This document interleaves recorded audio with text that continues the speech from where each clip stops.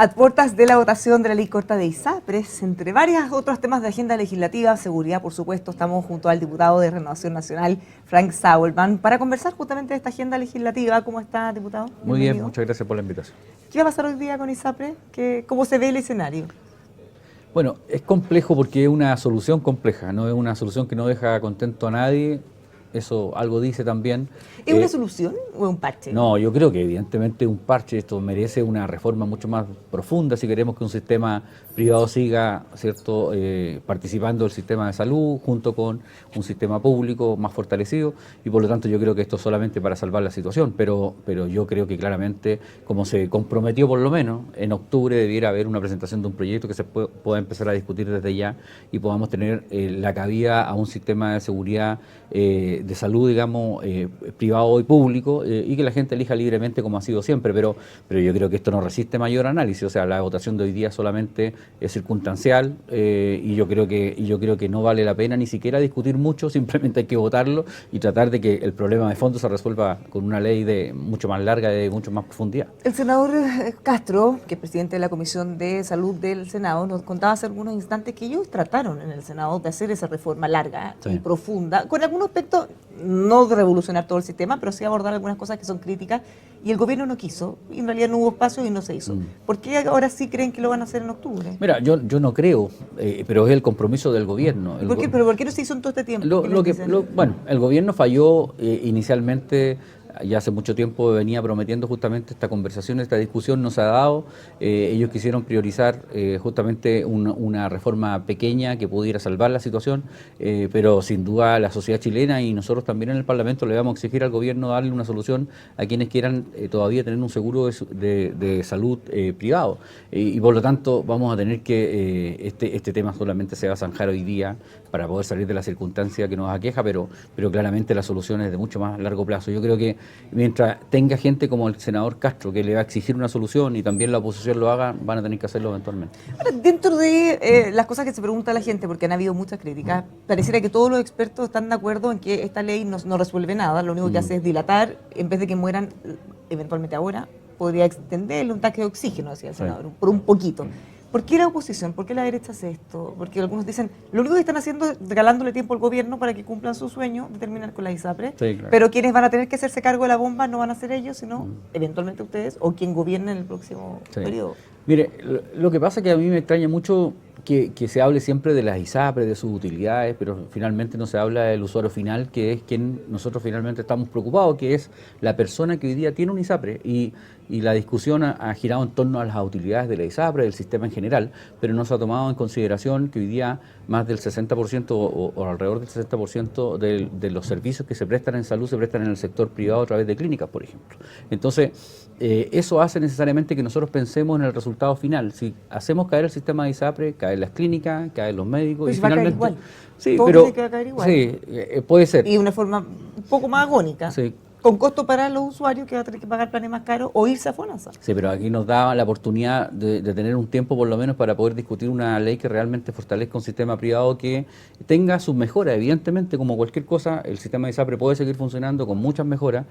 Ahora, yo francamente creo cuando se habla de un perdonazo, yo no veo el perdonazo tan claramente, porque cuando a ti te dicen que no vas a tener utilidad durante los próximos 10 años, yo no veo el perdonazo. Yo creo que más bien aquí hay una disposición de la ISAPRES también de salvar la situación para seguir continuando, para seguir funcionando en el sistema, digamos, en el largo plazo. Y por lo tanto vamos a requerir una discusión mucho más profunda.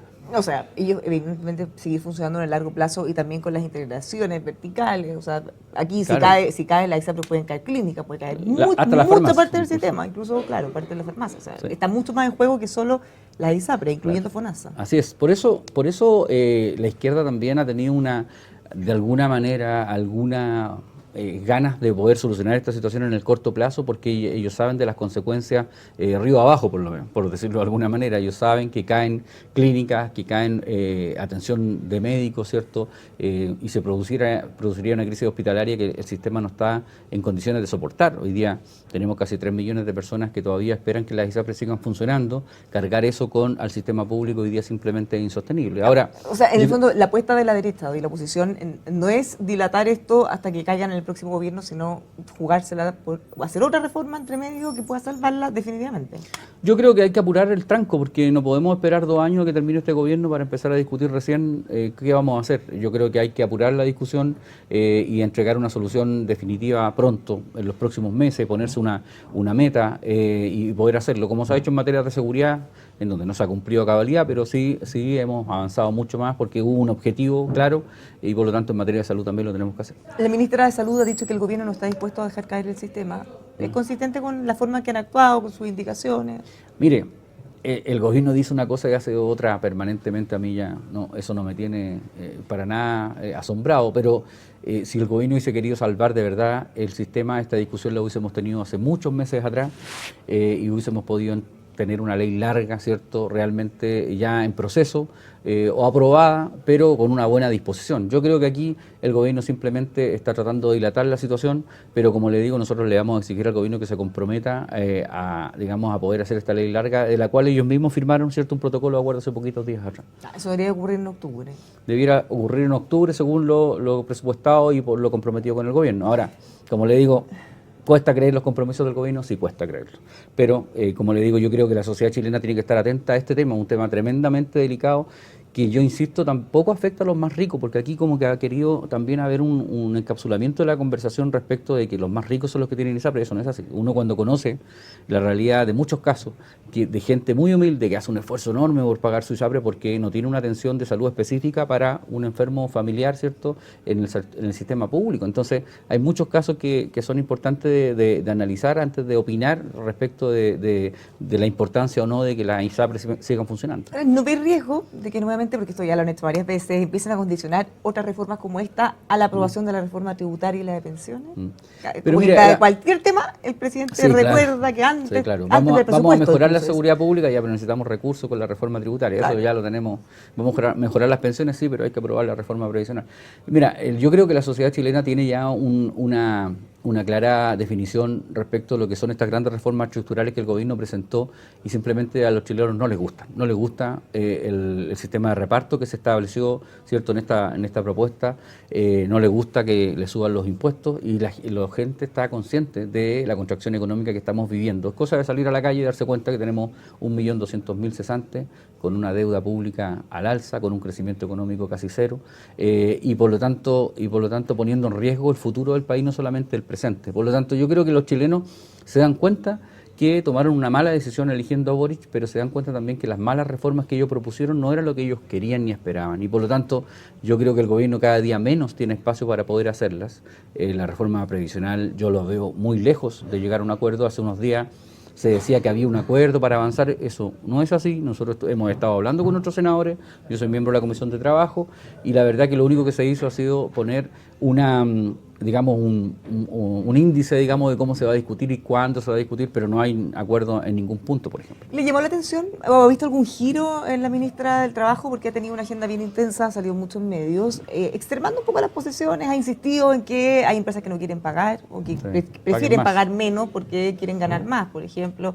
Ha insistido también en la necesidad de avanzar en esa reforma en particular. Sí. Presionando a la oposición. Yo siento que la ministra se está preparando para salir para ser candidata y por eso hoy día sigue hablando y dando frases rimbombantes para seguir hablándole al pequeño nicho que lo sigue apoyando.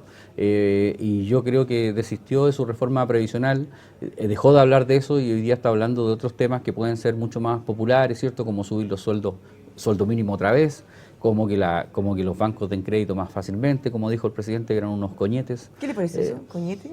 Mira, yo creo que... Estaban tratando de mejorar las relaciones con el mundo privado. El presidente llama a los empresarios a tener buenas relaciones y da estas frases que son realmente lamentables porque primero demuestra un desconocimiento brutal de cómo funciona la economía, por lo tanto sería importante que el presidente se deje de leer poesía y lea economía, porque finalmente estamos viviendo un proceso que si no fuera por Marcel, en el aspecto fundamental que es disminuir la inflación, quizás dónde estaríamos. Yo he tenido mucho desencuentro con Marcel, pero le reconozco un solo mérito, que es el haber disminuido el nivel de gasto y la expectativa que había, ¿cierto?, sobre medidas populistas que se podían tomar, y ha sido en eso muy categórico, muy claro, de poder reservar, ¿cierto?, los recursos y poder ir disminuyendo de alguna manera la deuda pública y el déficit fiscal.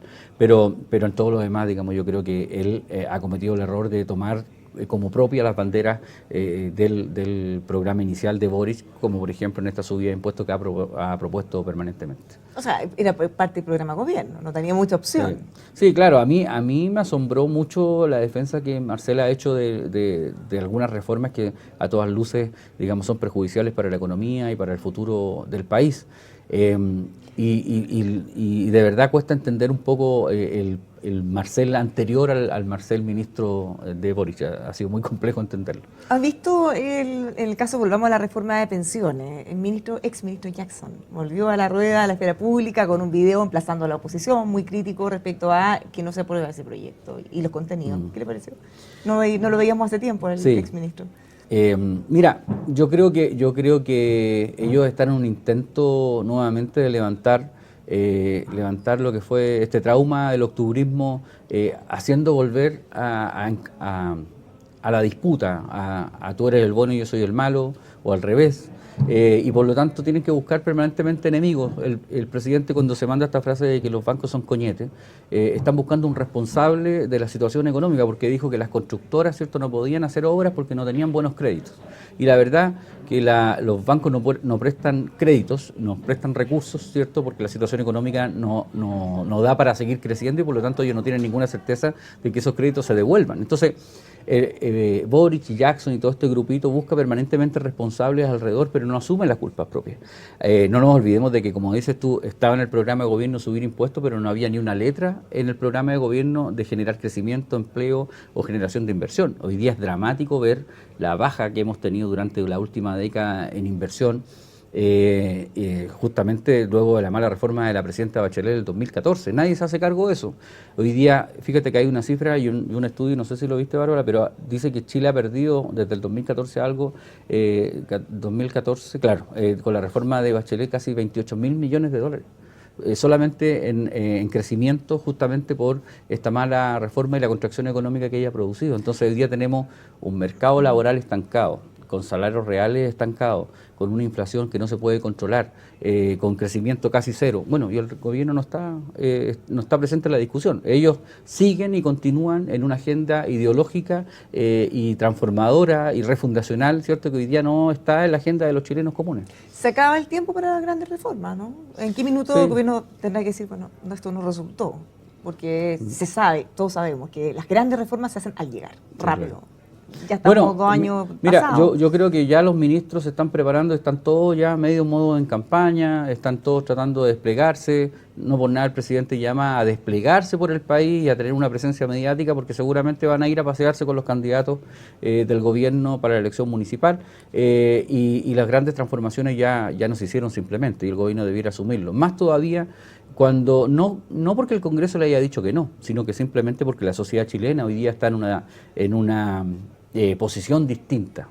Si bien ellos ganaron a través de la disputa, a través del enfrentamiento, a través de la denuncia, hoy día cuando se le pidieron soluciones simplemente no cumplieron su programa de gobierno, no cumplieron sus promesas, y están buscando culpables. Hoy día los únicos culpables están en la moneda y le echan la culpa a los empresarios, ¿cierto?, a la oposición, pero la verdad que si el gobierno hubiese presentado una reforma previsional, por ejemplo, como tú me decías, que tuviera sentido común y que los chilenos, digamos, les gustara, quizás hubiese pasado rápido, pero si quieren refundar el sistema previsional, establecer un sistema de reparto que ha fracasado en todo el mundo, simplemente los chilenos le dicen que no, porque no es solamente el Congreso, sino que hoy día han perdido brutalmente la mayoría ciudadana, y eso se refleja, ¿cierto?, en cada encuesta y en cada decisión que se toma. La ministra Vallejo ha emplazado también en la oposición, ha sido muy mezquinos que no aprueban los proyectos. Sí. ¿Qué le parece eso? Porque en materia de seguridad han aprobado más proyectos gracias a ustedes, que es parte del oficialismo. Claro. En las grandes reformas no. Sí. Lo que pasa es que yo creo que Camila Vallejo necesita una bolsita de pasas para acordarse un poco de qué oposición hicieron ellos, porque nos dicen que somos obstruccionistas, ¿cierto? Que queremos negar la sal y el agua. También dice que no pueden replicar las cosas malas del pasado. Claro. O O sea, hacer lo mismo. ahora, ¿cierto? Ahora vale el hecho de conversar, el hecho de dialogar, el hecho de ser respetuoso de la ley. Ellos infringieron la Constitución y la ley las veces que quisieron porque tenían mayoría. Tratando de votar a un presidente democráticamente electo, proponiendo cierta violencia para poder tomarse el poder y a poder hacer los cambios. Y hoy día nos piden a nosotros consenso, acuerdo. Yo creo que hay que tener un poquito de vergüenza, hay que tener un poco también de recato y buena memoria para poder enfrentar a una oposición. Si tuvieran menos prepotencia quizás en el discurso y pudiéramos tener un entendimiento distinto, nosotros siempre estamos disponibles para conversar. Yo quiero recordar una cosa, Bárbara.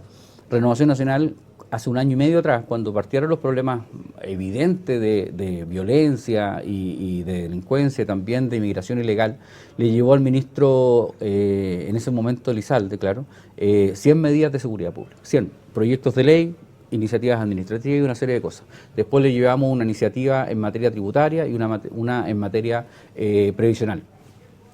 Muchas gracias nos dijeron, los estamos llamando y todavía no parece, perdieron los teléfonos, parece, nunca nos sonó el teléfono. Entonces, de verdad, cuando uno ha querido colaborar, nunca hemos tenido ni siquiera la voluntad de poder escuchar, porque ellos quieren llevar adelante un programa de gobierno que le prometieron a los chilenos refundacional y que hoy día está fuera de lugar, porque ninguna materia que estaba en el programa de gobierno hoy día le importa a los chilenos. Fíjate que no estaba ni la seguridad pública, que hoy día es la prioridad número 1, ni los problemas de migración, ni los problemas económicos que hoy día los chilenos están viviendo.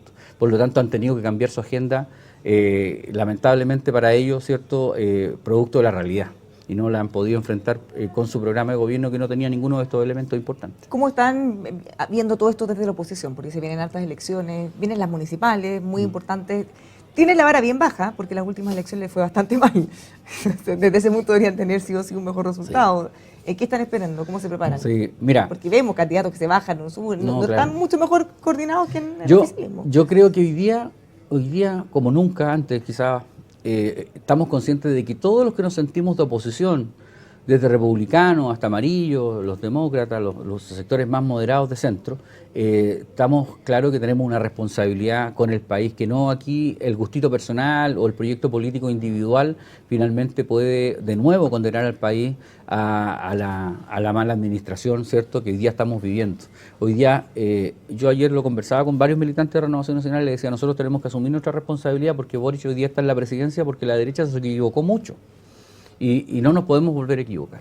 Yo creo que hoy día la generosidad con la que han actuado muchos dan señales claras de que tenemos que actuar en unidad, estar disponibles todos para poder ser candidatos, no pelearse las comunas de Santiago Oriente, ¿cierto?, donde es fácil ganar, sino que ir a las comunas en donde siempre ha sido complejo ganar. ¿Qué le parece la irrupción de Sebastián Sichel en Ñuñoa? Yo creo que, mira... Él dice, siempre quiso Ñuñoa, pero lo habíamos visto en Santiago hasta hace poquito. Sí. Yo creo que Sichel tiene un tremendo potencial.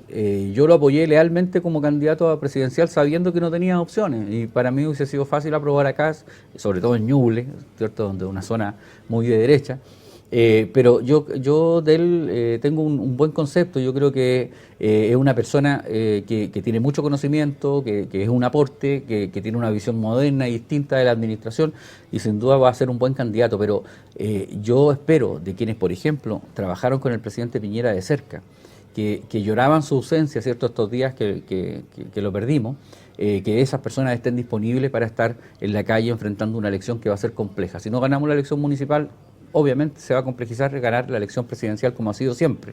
Y más que la elección presidencial, yo también te decía antes de entrar, tenemos que ganar la elección, digamos, parlamentaria, porque si no, la mayoría que va a tener el presidente de la República no se va a traducir en el Congreso y eso se va a traducir en que no tengamos la mayoría para poder hacer las transformaciones que el país espera. Por lo tanto, el desafío es mayor. Aquí la generosidad y la visión de Estado y la visión de país hacia adelante tiene que ser mucho más importante que los proyectos personales, los proyectos individuales de los partidos. ¿Se han ido alineándose? Sí, al principio, como siempre, pataleo han habido, obviamente, pero yo creo que se ha ido produciendo un ordenamiento y esta conciencia de que si no nos unimos y no estamos todos cuadrados en una sola posición y en un solo camino, vamos a arriesgar el triunfo. Ahora, tenemos que tener la capacidad, Bárbara, de representar a ese 70% de los chilenos que le dicen que este ha sido un mal gobierno. Esa es la capacidad que tenemos que tener. Por lo tanto, con el 40% de la derecha tradicional eso no alcanza. Y por lo tanto, si queremos abarcar hasta ese 70% que se sienta representado por nosotros, obviamente tiene que ser un abanico de personas mucho más amplio, evitando los populismos, evitando, ¿cierto?, las posiciones extremas y avanzando hacia los consensos y los acuerdos, que era lo que finalmente al país le ha dado más desarrollo durante las últimas décadas. Vamos a ver cómo les va. Muchas gracias por conversar con nosotros, diputado. Muchas gracias a ustedes. Semana. Gracias. Los dejamos invitados a que sigan informándose con nosotros aquí en emol.com.